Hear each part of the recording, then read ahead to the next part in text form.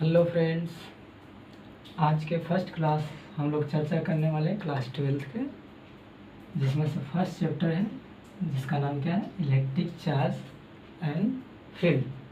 जो first chapter है electric charge and field, तो अब इसमें हम लोग पढ़ेंगे, समझेंगे कि इलेक्ट्रिक चार्ज बोलते हैं सर किसको है। तो इलेक्ट्रिक चार्ज जो होते हैं हमेशा एसोसिएट होते हैं विथ मैटर के साथ हमेशा एसोसिएटेड रहते हैं, और ये इलेक्ट्रिक और मैग्नेटिक इफेक्ट क्रिएट करते हैं। तो इसी चीज़ को हम लोग क्या करते हैं, लिखते हैं।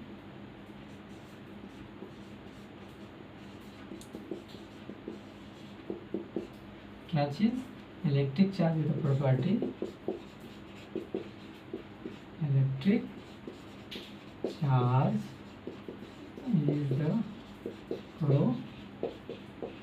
property of matter due to which it produces and experiences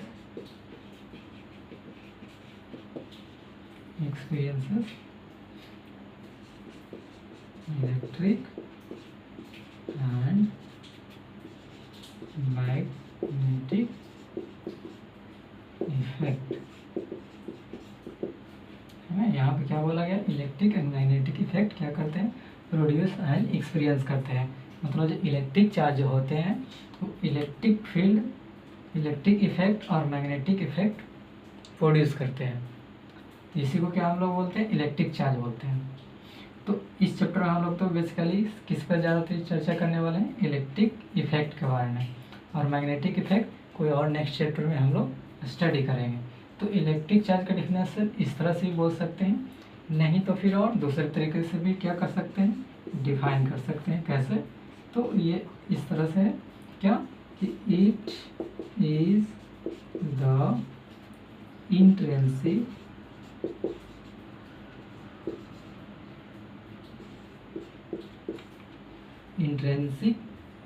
properties of certain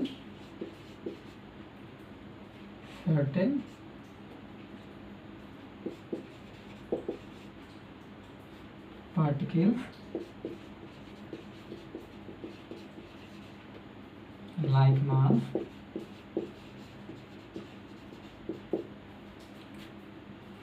by which they can interact with other charge particle। ये भी एक दूसरा डेफिनेशन है, क्या है कि it is the intrinsic property of certain particle, मतलब like mass. जिस तरह से मास एक फंडामेंटल क्वांटिटीज माना जाता है, उसी तरह से इंट्रिंसिक प्रॉपर्टी जो चार्ज है वो भी एक इंट्रिंसिक प्रॉपर्टीज ही है, जो क्या बताता है कि they can interact with other charge particle, जो इंटरेक्ट करेंगे अदर चार्ज पार्टिकल के साथ। जैसे मतलब या तो रिपेल करेंगे, लाइक चार्ज रहेंगे तो, या अनलाइक चार्ज रहेंगे तो अट्रैक्ट करेंगे। तो यही वही चीज़ बात को यहाँ पर बताया गया कि it is the intrinsic property of certain particle like mass. जिस तरह से मास क्या होते हैं, इंट्रिंसिक प्रॉपर्टी होते हैं, उसी तरह से इलेक्ट्रिक चार्ज भी इंट्रिंसिक प्रॉपर्टी होते हैं, जो इंटरेक्ट करते हैं अदर चार्ज पार्टिकल के साथ ही। तो ये दो डिफिनीसन है, दोनों में से कोई भी लिखेंगे तो काम बन जाएगा। तो इसे आप स्क्रीनशॉट भी ले सकते हैं, फिर आगे हम लोग सीखते हैं पॉइंट को। अब चार्ज का डिफिनीशन सीखने के बाद हम लोग सीखते हैं कि इसका यूनिट क्या होते हैं, है ना। तो मतलब कि the unit of charge, the unit of charge.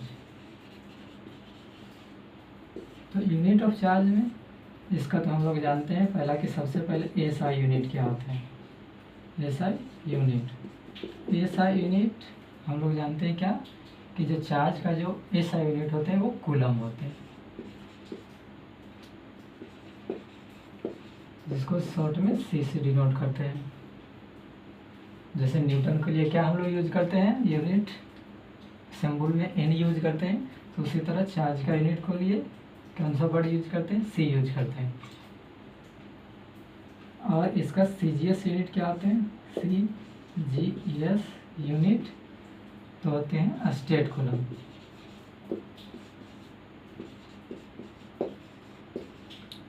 CGS unit के स्टेट कूलम होते हैं। और एक स्टेट कूलम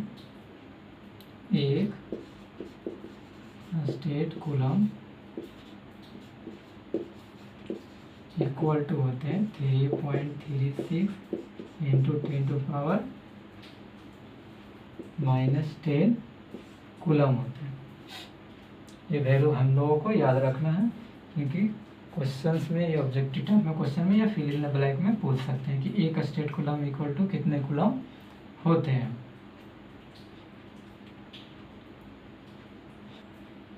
अब नेक्स्ट पॉइंट हम लोग पढ़ेंगे properties of charge.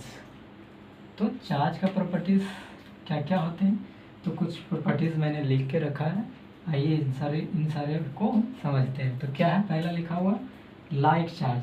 Like charge मतलब पॉजिटिव या पॉजिटिव चार्ज रहेंगे या फिर निगेटिव चार्ज रहेंगे, मतलब दोनों सेम रहेंगे।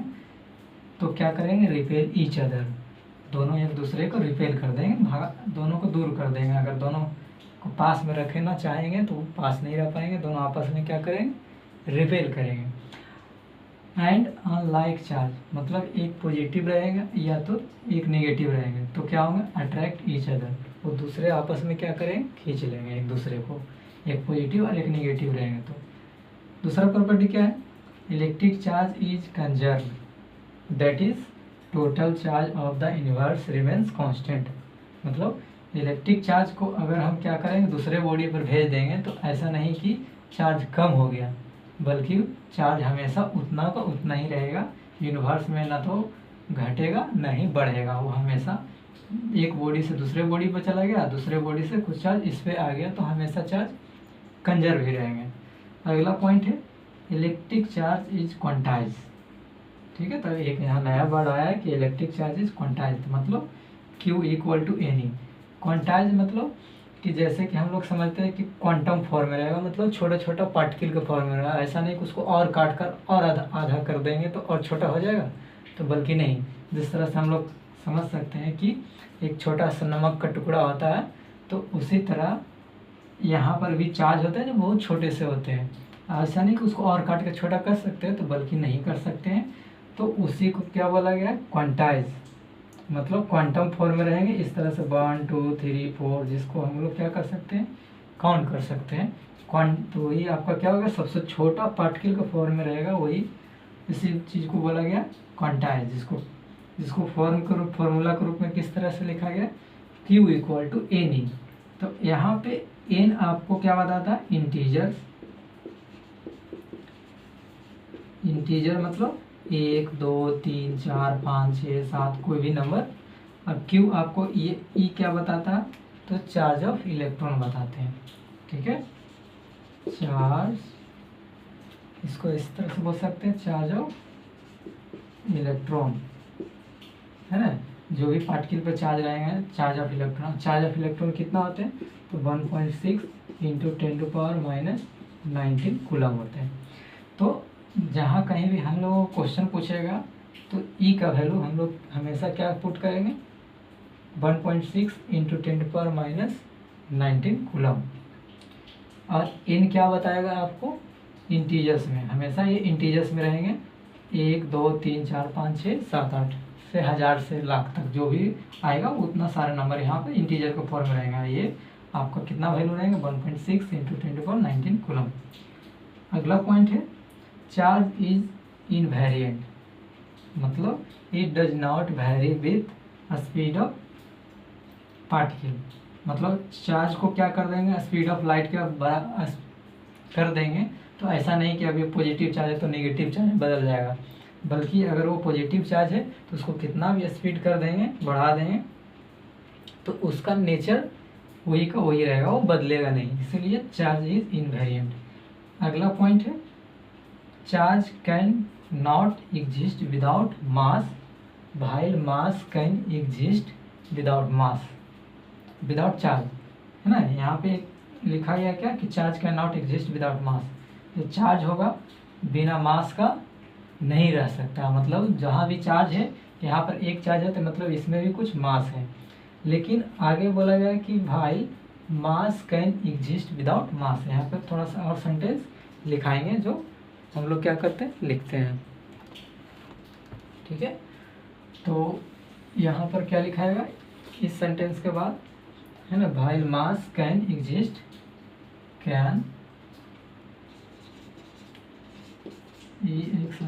exist while mass can exist without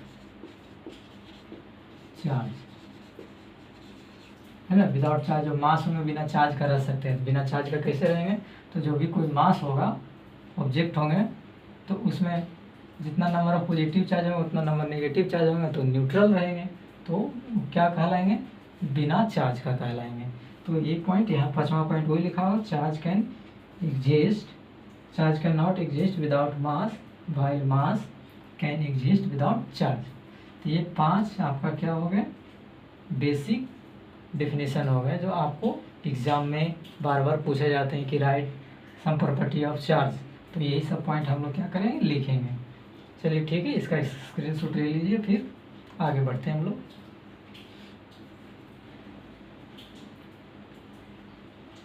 हम लोग अभी कुछ चार्ज के प्रॉपर्टी के बारे में पढ़े थे, उसी प्रॉपर्टी के आधार पर यहाँ पर 2 क्वेश्चन लिखा गया था। पहला प्रॉपर्टी था क्या कि चार्ज क्वांटाइज होते थे, और दूसरा था एक अलग प्रॉपर्टी था कि चार्ज कंजर्व रहते हैं, ना।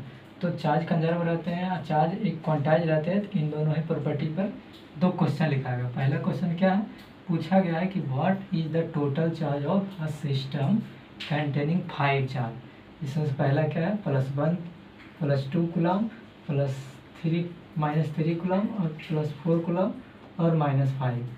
तो चार्ज इस तरह से पॉजिटिव है, पॉजिटिव है, नेगेटिव है, पॉजिटिव है, नेगेटिव है। तो कह रहा है कि उस सिस्टम पर टोटल चार्ज कितना होगा।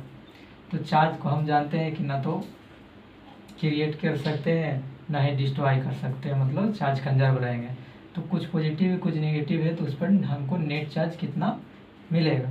तो क्या करेंगे, सारे चार्ज को ऐड कर देंगे, तो हमें क्या वैल्यू मिलेगा कि +1 फिर +2 फिर प्लस माइनस में 3 कूलम, फिर प्लस में -4 फिर प्लस में -5। क्या होगा, 2 1 3 और 3 प्लस में है और 1 हो जाएगा क्या, फिर माइनस में, तो 0 यहाँ तक वैल्यू हो जाएंगे। फिर -4 सॉरी यहाँ पे +4 है तो +4 और यहाँ पर -5 है। तो इन दोनों को सोल्व करेंगे तो हमारा रिजल्ट कितना बचेगा, -1 कूलम बचेगा। तो उस बॉडी पर अगर कोई इस तरह का कोई अगर बॉडी हो, कोई यहाँ पर +1 कूलम रखे हुए हैं, यहाँ पर 2 कूलम है, यहाँ पर 4 कूलम है, यहाँ पर -5 कूलम है और यहाँ पर -3। तो यहाँ इस पूरा बॉडी पर हमें टोटल नेट कितना मिलेगा, तो -1 कूलम चार्ज मिलेंगे। तो ये कंजर्वेशन ऑफ चार्ज पर क्या थे, क्वेश्चन थे। दूसरा ये है क्या, क्वेश्चन कह रहा है हाउ मेनी इलेक्ट्रॉन्स, यहाँ पर पूछा जा रहा है क्या, how many electrons are there in 1 coulomb of charge, 1 coulomb of electricity. तो 1 कूलम ऑफ इलेक्ट्रिसिटी मतलब क्या, चार्ज ही है, चार्ज ही फ्लो करते हैं। तो 1 कूलम फ्लो किया इलेक्ट्रिसिटी, तो उसमें पूछा जा रहा है कि कितने नंबर ऑफ इलेक्ट्रॉन होंगे। तो नंबर ऑफ इलेक्ट्रॉन मतलब n पूछा जा रहा है। नंबर ऑफ इलेक्ट्रॉन को क्या बोल सकते हैं, नंबर ऑफ इलेक्ट्रॉन n पूछा जा रहा है कि क्या होंगे, है ना, छोटा वाले। तो ये n कहाँ देखे थे, तो अभी हम लोग सीखे थे क्या, क्वांटाइजेशन ऑफ चार्ज के फॉर्मूला में कि Q = NE। n आपको नंबर ऑफ चार्ज बताते थे और ये चार्ज ऑफ इलेक्ट्रॉन, और ये आपका कूलम हो गया चार्ज, टोटल चार्ज वैल्यू। इतना को मल्टीप्लाई करेंगे तो जो वैल्यू आया वो आपको टोटल चार्ज बताता है ना। तो यहाँ पर क्या बोल दिया गया कि टोटल चार्ज बोल दिया गया 1 कूलम बोल दिया गया, मतलब इसका वैल्यू हमें दे दिया गया क्या, कितना कूलम, 1 कूलम। ठीक है, नंबर ऑफ इलेक्ट्रॉन हमें पता ही करना है, तो इसको एन के जगह पर एन ही छोड़ देते हैं। हमें इसका डाटा हमें मालूम है, कितना जानते हैं हम लोग, 1.6 × 10⁻⁻19 कूलम। ठीक, तो अब क्या करेंगे, इतना वैल्यू को उठाकर इधर मल्टीप्लाई में इन दोनों के बीच, इसको इधर लाएंगे तो डिवाइड में हो जाएंगे। तो चलिए करते हैं हम लोग। तो 1 हो जाएगा क्या यहाँ पर ऊपर में, और नीचे में हो जाएगा क्या 1.6 × 10⁻⁻19, और इधर था n इक्वल टू n थे तो n हो गया। n आपको क्या बताते हैं, नंबर ऑफ इलेक्ट्रॉन, क्योंकि यहाँ पर वही पूछा था हाउ मेनी इलेक्ट्रॉन, तो नंबर ऑफ इलेक्ट्रॉन हम लोग को खोजना है जो आपको n बताता है। तो जब इसको सोल्व करते हैं, हम दोनों डिवाइड करते हैं, तो कितना वैल्यू आता है, 6.25 × 10⁻, नेगेटिव में तो ऊपर जाएगा तो पॉजिटिव, इतना क्या हो जाएगा, नंबर ऑफ इलेक्ट्रॉन हो जाएंगे। अब इसको हम लोग इतनी बड़ी एक कूलम ऑफ चार्ज क्या करते हैं, फॉलो करते हैं, तो कितना इलेक्ट्रॉन्स फ्लो होते हैं, तो नंबर ऑफ इलेक्ट्रॉन की संख्या 10⁻18। अगर इस नंबर को क्या करेंगे, इकाई दाई सैकड़ा हज़ार 10,000 करोड़ करेंगे तो ये बहुत बड़ी संख्या हो जाएगी। तो समझ सकते हैं कि एक कूलम में कितने इलेक्ट्रॉन, नंबर ऑफ इलेक्ट्रॉन होते हैं। तो यहाँ हम लोग थोड़ा सा विजुअलाइज कर सकते हैं, ये बहुत बड़ी संख्या होती है। ठीक है, तो इस तरह से हम लोग क्या किए, क्वांटाइजेशन ऑफ चार्ज पर ये क्वेश्चन सीख लिए, और कंजर्वेशन ऑफ चार्ज पर ये दोनों क्वेश्चन प्रैक्टिस कर लिए। तो ठीक है, आगे और हम लोग